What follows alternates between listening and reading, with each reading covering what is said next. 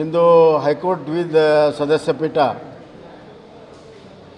ಹುಬ್ಬಳ್ಳಿಯ police station ಮೇಲೆ ಆಗಿರುವಂಥ ದಾಳಿ ಮತ್ತು ಗಲಭೆಯ ಬಗ್ಗೆ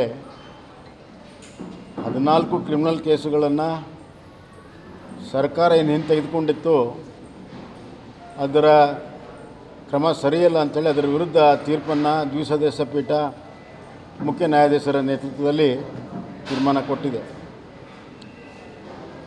ನಾನು ಆವಾಗಲೇ ಹೇಳಿದೆ, ಪೊಲೀಸ್ ಸ್ಟೇಷನ್ ಮೇಲೆ ದಾಳಿ ಮಾಡೋದು ಅಂತಂದರೆ ಅದು ರಾಜ್ಯದ ಮೇಲೆ ದಾಳಿ ಮಾಡ್ದಂಗೆ. ಇಂಥ ಕೇಸುಗಳನ್ನು ತೆಗೆದುಕೊಳ್ಳೋದಕ್ಕೆ ಕಾನೂನಲ್ಲಿ ಅವಕಾಶ ಇಲ್ಲ ಅಂತ. ಆದರೂ ಕೂಡ ರಾಜಕೀಯ ಒತ್ತಡಕ್ಕೆ ಮತ್ತು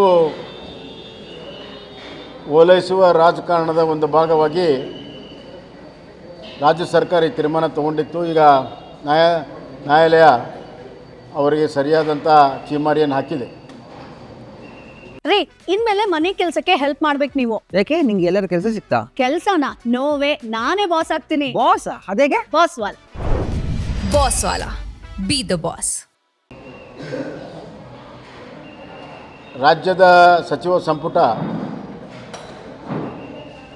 ರಾಜ್ಯದ ಹಿತದೃಷ್ಟಿಯಿಂದ ಕೆಲಸ ಮಾಡಬೇಕು ಹೊರತಾಗಿ ರಾಜ್ಯದ ವಿರುದ್ಧ ಆಗುತ್ತಿರುವಂಥ ದಾಳಿಯ ಬಗ್ಗೆ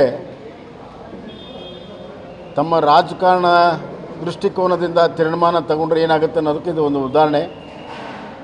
ಇನ್ನು ಮುಂದಾದ್ರೂ ಈ DJ ಹಳ್ಳಿ, KG ಹಳ್ಳಿ, ಹುಬ್ಬಳ್ಳಿ ಗಲಭೆ, ಮಂಗಳೂರು ಗಲಭೆ ಇಂಥದ್ರಲ್ಲಿ ಭಾಳಷ್ಟು ಎಚ್ಚರಿಕೆ ವಹಿಸಬೇಕು. ಕಾನೂನು ಮತ್ತು ಸಂವಿಧಾನಬದ್ಧವಾದಂಥ ತೀರ್ಮಾನಗಳಾಗಬೇಕು ಅಂತ ನಾನು ರಾಜ್ಯ ಸರ್ಕಾರದಲ್ಲಿ ವಿಶೇಷವಾಗಿ ಮುಖ್ಯಮಂತ್ರಿಗಳ ಆಗ್ರಹವನ್ನು ಮಾಡ್ತೀನಿ.